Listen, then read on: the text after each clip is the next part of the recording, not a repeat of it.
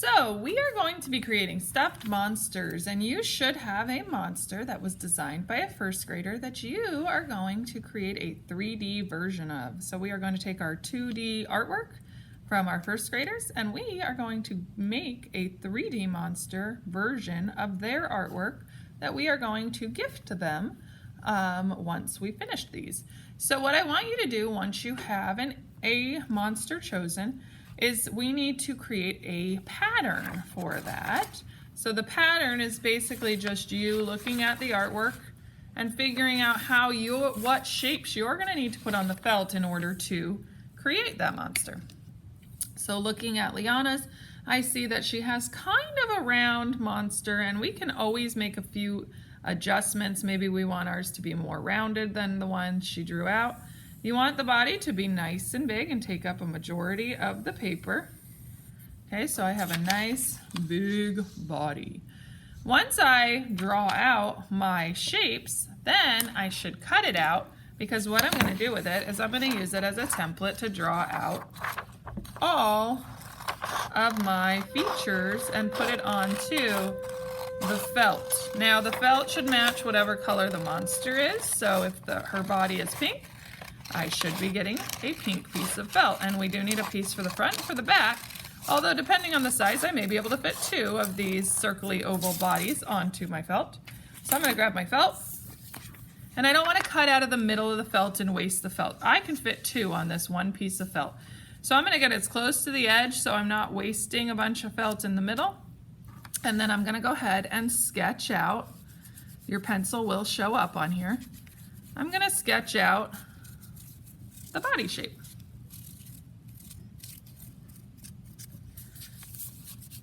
So see how I'm going back and forth, gives it like that, gets the pencil to show up on there. And then I'm going to do the same thing on this side. And I went ahead and flipped my pattern as I was moving it. I'm going to do it nice and close to this other circle so that I can leave some of this big piece over here so it's usable felt still, because if we get too small of pieces, it's only going to be good for details.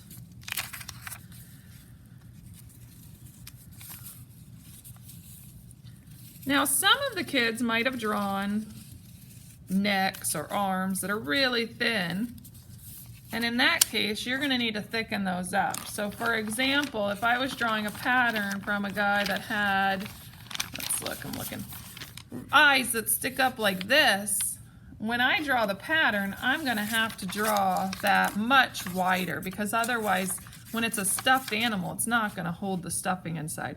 So I'm going to take something like that, and I'm going to draw a nice sized antenna. I don't know, it's an antenna. The connection for his eyeball there, it's going to need to be a lot bigger, so it would be maybe something like that for my pattern. And I could shorten it a little bit if I didn't want it to be way up in the air. I could shorten it a little bit. Okay, so keep in mind when you're doing thin pieces, you have to thicken them quite a bit, because we are going to stuff them with stuffing. So I've got my 2 body pieces. The next thing I would do before I start to cut anything out is I would work on the next parts of the features. So I would come in, I can see that I'm going to need some black felt for these pieces, and again, you want to go as close to the corners and take up the edge of the felt. So if I'm drawing on it, it needs to be close to the edge, because I don't want to cut something out of the middle of a piece of felt and waste the whole piece of felt. So I'm going to come to my paper, draw out the shapes that I'm going to need for those eyes, so I can see that and you might have to get creative with this, so I can see she's done a black circle. I'm thinking I might do a black circle that will stay solid, and then I might choose like a color piece, maybe a white or whatever bright color I want to create that piece. So that's going to be a separate piece to my template or my pattern. So that's my 2 pieces for the eye.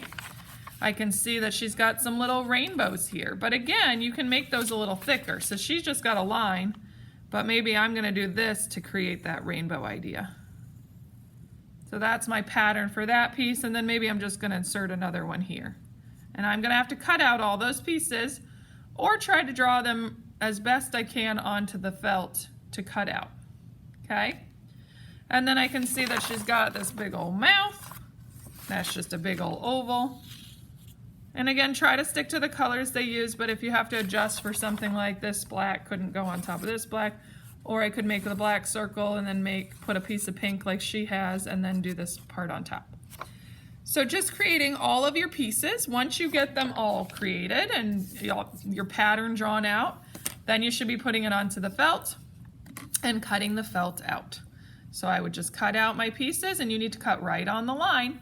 And as you get all of your felt pieces cut out, they will go into a baggie with your name on it, so that as you're working, you don't lose your pieces that you've already created. So the first step is creating a pattern from your monster. And then after that, cutting all of those pieces out from the felt. Please do not throw any of the felt away. If it's a scrap piece, like this pink piece will be a scrap piece because it will be very limited in the size by the time I cut out these. So I would put this into the scrap box. The scrap box is a great place to pull felt for eyes and things like that. Don't use a whole piece of brand new felt for little tiny features. Use the pieces that are already little and tiny that you can easily cut up. And if it's unusable because it's so tiny, then you can throw those pieces of felt away. All right, so we're gonna go ahead and get started on creating our patterns from the designs we've been given and starting to cut out our pieces to get ready for creating our stuffed monster. And this is the one I created for my son. He's a little loved here. But this is kind of what you're going for, is a 3D stuffed monster. All right, let's get started.